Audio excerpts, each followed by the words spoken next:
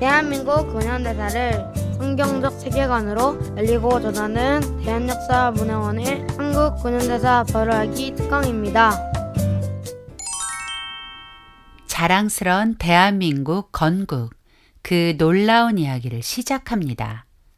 1948년 8월 15일, 많은 방해와 어려움을 헤치고 드디어 대한민국이 건국되었습니다. 이 놀라운 사건은 하루아침에 일어난 일이 아니었습니다. 하나님께서 흑암의 땅 조선을 주목하셨고 종의 멍에를 짊어진 채 고통받던 조선 백성을 구원하기 위한 조선 탈출 프로젝트를 시작하셨습니다. 조선을 자유케 하라는 하나님의 명령에 순종하여 조선에 온 선교사들은 조선에 복음을 심고 학교와 병원, 그리고 그들이 가진 모든 좋은 것을 조선에 이양하여 자유를 선물했습니다. 선교사들이 전해준 자유의 복음은 1899년 한성 감옥에서 이승만을 하나님의 사람으로 변화시켰고, 하나님의 사람이 된 이승만은 하나님 말씀대로 통치되는 거룩한 나라 선진한국과 자유를 선포하는 나라 선교한국을 꿈꾸게 되었습니다. 하지만 대한민국의 탄생을 방해하는 사단의 전략, 36년의 일제 식민 통치라는 고통의 시간을 감내해야만 했습니다. 끝이 보이지 않았던 일제 식민 통치는 전능하신 하나님의 손을 통해 막을 내렸고 1945년 8월 15일 감격스런 해방을 맞이했습니다. 하지만 해방과 동시에 완전한 독립이 찾아온 것은 아니었습니다. 좌우합작, 공산주의, 그리고 공산폭동이라는 건국의 걸림돌에 막혀 3년 동안 자유민주주의 국가 건국을 위한 치열한 싸움을 싸워야만 했습니다. 그리고 드디어 1948년 8월 15일 자랑스런 대한민국이 탄생한 것입니다. 대한민국 건국 과정은 우리를 여러 번 놀라게 합니다. 왜냐하면 대한민국 건국 과정 전체가 하나님이 인도하신 구원의 역사였기 때문입니다. 대한민국 건국 과정은 절차에 있어서 그 어떤 나라와 비교해도 뒤지지 않는 높은 수준이었고, 자유공화정을 채택한 나라들의 모델이라 해도 손색이 없습니다. 대한민국 건국의 절차는 이랬습니다. 1948년 5월 10일 자유총선거를 통해 국회의원을 선출하고 1948년 5월 31일 자유총선거를 통해 선출된 198명의 국회의원으로 건국 국회가 구성되었습니다. 1948년 7월 17일 그 국회가 헌법을 만들어 공포했죠. 1948년 7월 24일 간접선거를 통해 대한민국의 초대 대통령이 취임하고 1948년 8월 15일 대한민국 건국을 선포하는 정부 수립 선포식으로 건국을 완성한 것입니다. 이제부터 이 자랑스런 건국 과정을 단계별로 살펴보겠습니다. 대한민국 건국의 첫 번째 관문은 1948년 5월 10일 시행된 자유총선거입니다. 자유총선거는 국민을 대표하는 국회의원을 선출하여 국회를 구성하기 위한 선거로 모든 국민에게 일제히 자유를 준 놀랍고 획기적인 사건이었습니다. 지금부터 자유총선거의 진행 과정과 그 의의에 대해 알아볼까요? 5월 10일 시행된 자유총선거는 남한의 각 선거구에서 총 200명의 국회의원을 선출하여 국회를 구성하기 위한 것이었습니다. 국회는 입법부로 법을 만드는 기관입니다. 때문에 한 나라를 건국함에 있어 가장 먼저 세워져야 하는 기관이 바로 입법부입니다. 그래서 입법부를 구성하는 국회의원 선거가 건국 과정에서 가장 먼저 시행된 것입니다.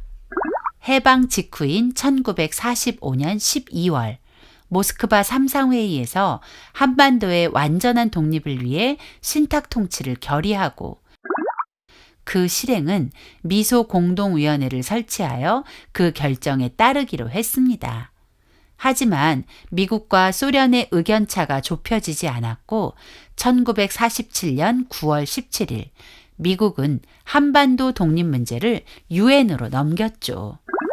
1947년 11월 14일 유엔 총회는 미국 측 의견이 대거 반영된 결의안을 채택하고 표결에 붙여 한반도의 독립을 위해 남북한 단일 선거를 실시하기로 결의하고 합법적이고 투명한 선거를 위해 한반도의 선거를 감시하고 협의할 권한을 가진 유엔 한국임시위원단을 즉시 구성하기로 결정했습니다.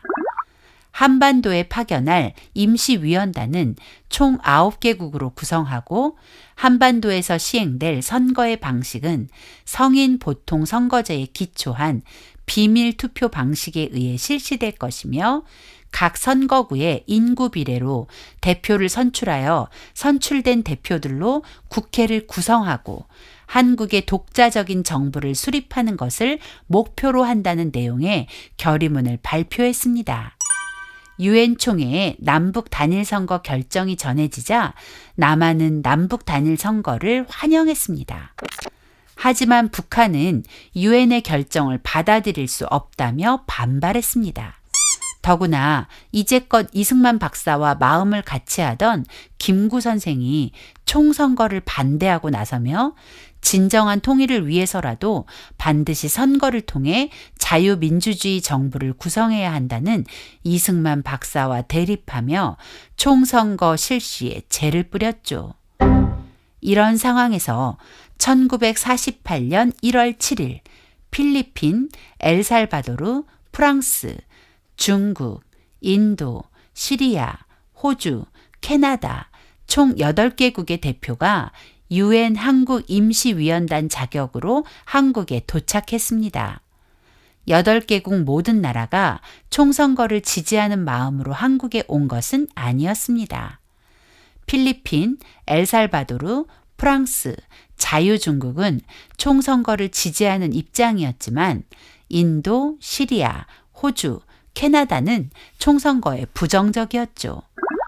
그래서 이승만 박사를 비롯한 남한 내 자유민주주의 지지자들은 더 적극적으로 유엔 한국임시위원단 맞이에 공을 들였습니다. 유엔 한국임시위원단은 남한과 북한을 둘러보기 위해 미군정과 소련군정에 협조를 요청했습니다. 미군정은 유엔 한국임시위원단을 환영하며 적극적으로 협조했지만 북한의 소련군정은 유엔 한국임시위원단이 38선을 넘지 못하도록 강력히 저지하며 선거를 방해했습니다.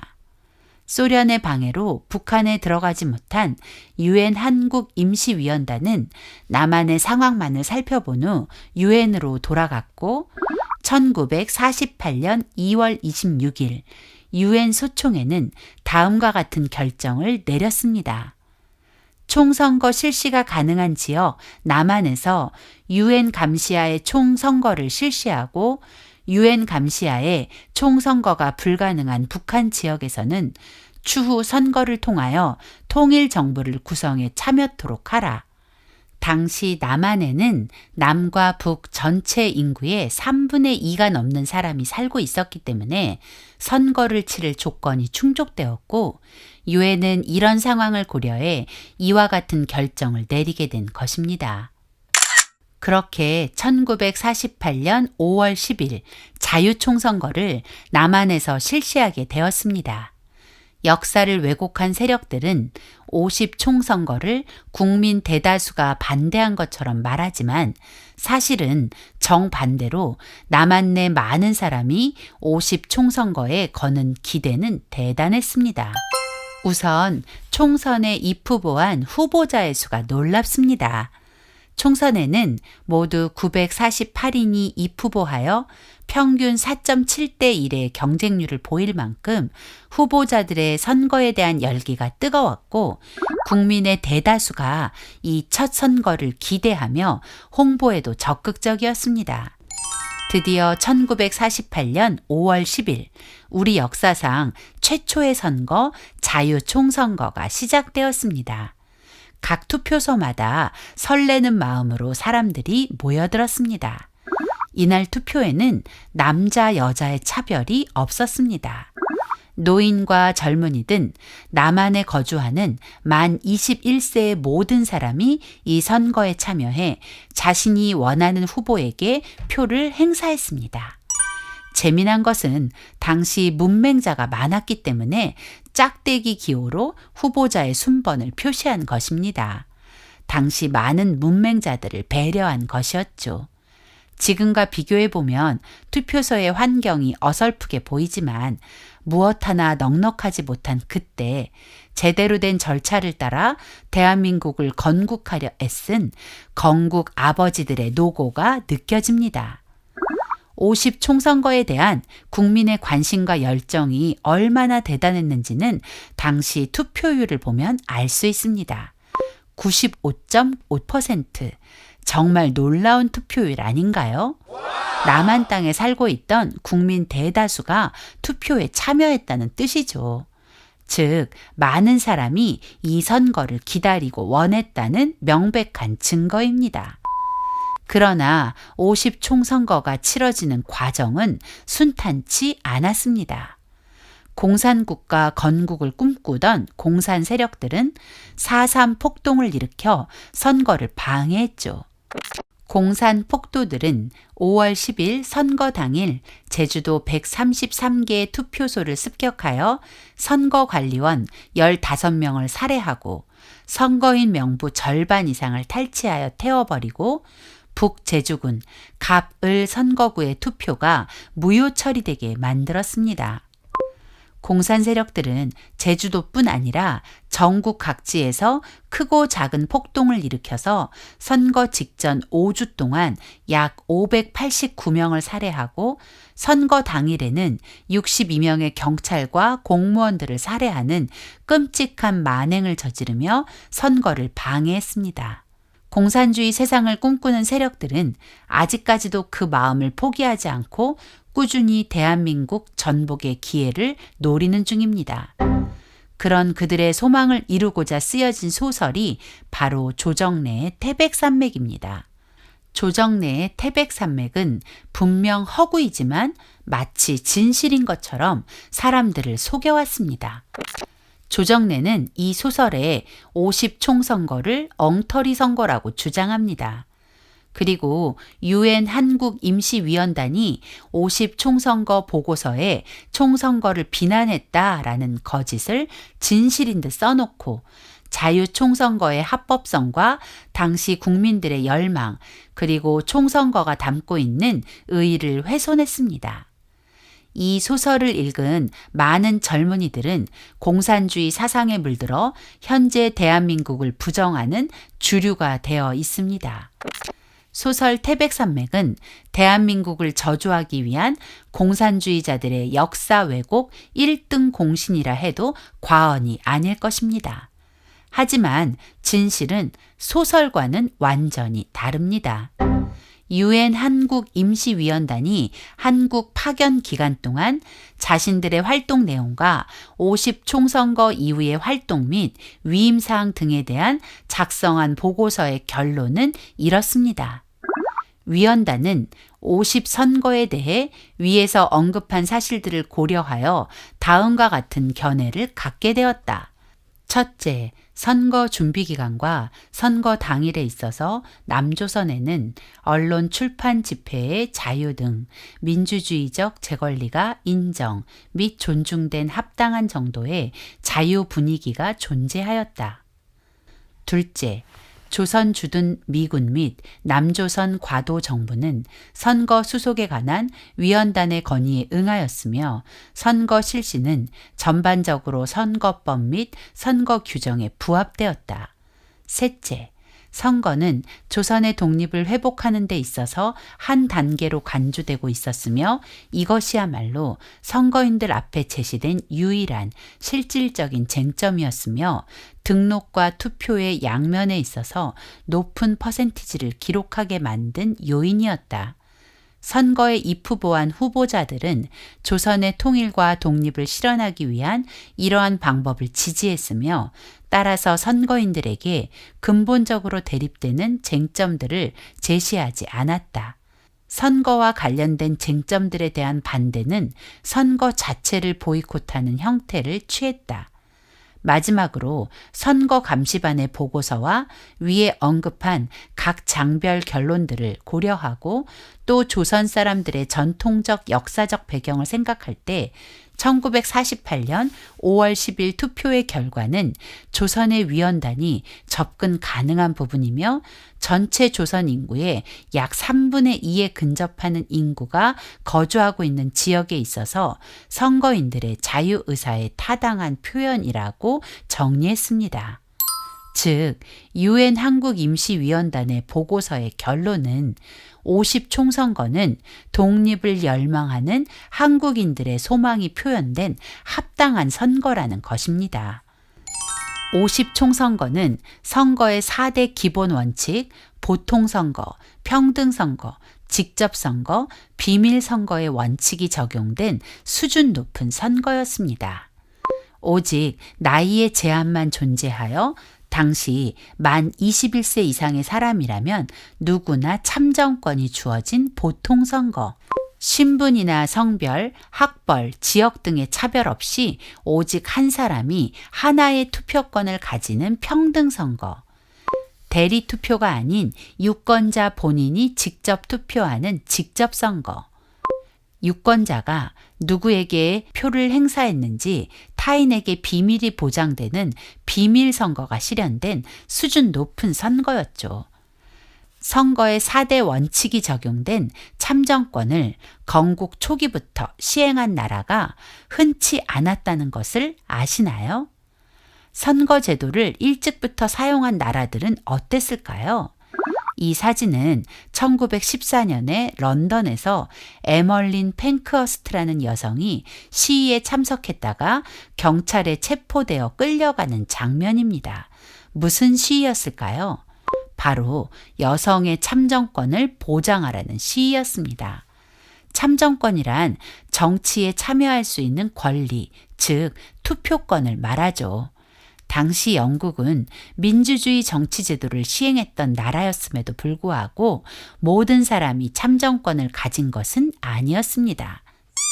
영국의 선거제도가 시행된 1754년 오직 3.5% 귀족에게만 참정권이 주어졌고 164년 후인 1918년이 되어서야 21세 이상의 모든 남성과 일정 자격을 갖춘 30세 이상의 여성에게 참정권이 부여되었습니다. 그리고 10년이 지난 1928년이 돼서야 21세 이상의 모든 여성이 참정권을 가지게 된 것입니다. 즉 19세기 최고 선진국이었던 영국은 선거제도가 시행된 후 모든 국민에게 참정권을 가지는데 174년이라는 긴 시간이 걸렸다는 것입니다. 자유민주주의의 모델과 같은 나라 미국은 어떨까요? 미국도 모든 사람이 참정권을 가지는 데까지는 오랜 시간이 필요했습니다. 1863년 노예 해방 이후 100년이 지난 1965년이 되어서야 비로소 모든 흑인에게 참정권이 생겼으니까요. 프랑스 혁명으로 자유의 상징이 된 프랑스는 1945년이 되어서야 모든 여성에게 참정권이 생겼고 스위스는 1971년부터 1986년이 되어서야 순차적으로 모든 여성에게 참정권이 허락되었다고 합니다. 그런데 놀랍게도 대한민국은 50 총선거를 통해 단번에 만 21세 이상의 모든 남녀가 그 어떤 제약과 조건도 없이 참정권을 가지게 된 것입니다. 이 사실이 의미하는 것은 대한민국은 건국과 동시에 모든 국민에게 신분제의 멍에를 끊는 자유를 선물했다는 것입니다. 이렇게 놀라운 50총선거를 통해 첫 국민대표 국회의원이 선출되었죠. 원래는 200명의 국회의원이 선출되어야 했지만 제주 4.3 사건으로 제주도 2개의 투표소의 투표가 무효 처리되면서 198명이 우리나라 첫 국회의원으로 탄생한 것입니다. 50총선거에서 선출된 198명의 대한민국 첫 국회의원들은 1948년 5월 31일 대한민국 역사의 첫 번째 국회, 재헌국회로 시작되었습니다. 좀 더 정확한 표현을 하자면 건국국회가 열린 것이죠. 최초의 국회를 재헌국회라 부르는 이유는 헌법을 제정한 국회이기 때문입니다. 이 사진은 우리나라 최초의 국회의원들이 모여 대한민국 첫 번째 국회가 열리는 장면입니다.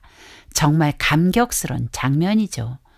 단상 쪽에는 국회 회의를 인도하는 임시의장 이승만 박사와 합창단 그리고 외국에서 온 손님들이 보이고 맞은편에는 우리나라 첫 번째 국회의원들이 앉아 있습니다. 대한민국 첫 번째 건국국회를 시작하면서 단상 앞에 선 임시의장 이승만 박사는 이렇게 말합니다. 대한민국 독립민주국 제1차 회의를 여기서 열게 된 것을 우리가 하나님께 감사해야 할 것입니다. 종교 사상 무엇을 가지고 있든지 누구나 오늘을 당해가지고 사람의 힘으로만 된 것이라고 우리가 자랑할 수 없을 것입니다. 그러므로 하나님께 감사를 드리지 않을 수 없습니다.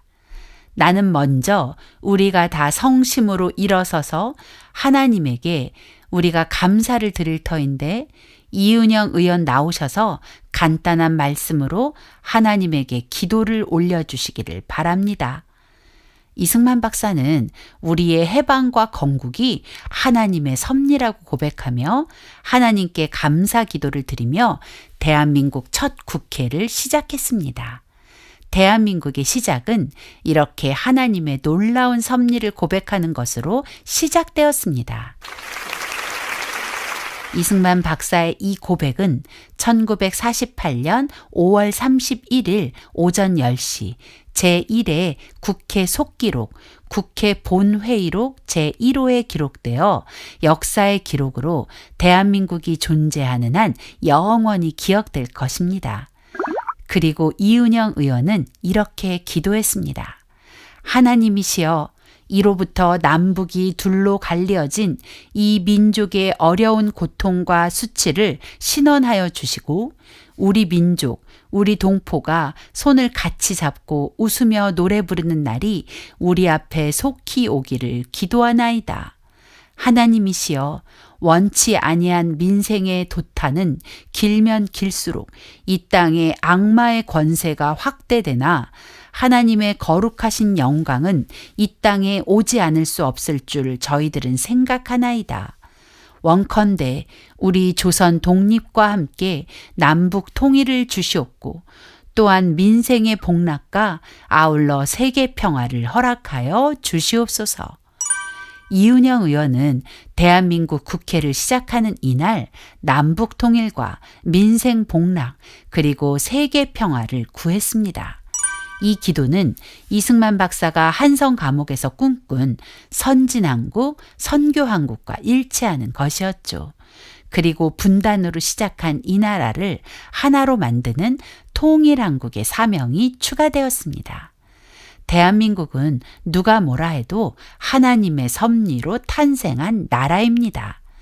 대한민국은 한성 감옥의 꿈과 첫 국회의 기도대로 하나님이 주신 복을 누리며 선진한국을 이루었고 당당한 선교한국이 되었습니다.